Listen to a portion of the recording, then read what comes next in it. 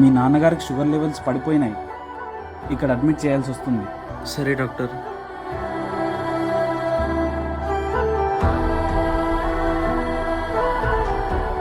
నువ్వు time to time tablets వేసుకుని ఉంటే ఈరోజు హాస్పిటల్ అడ్మిట్ అయ్యే పరిస్థితి వచ్చేది కాదు. ఇప్పుడు చూడు, పని పాట వదిలేసి ఇక్కడే ఉండాలి.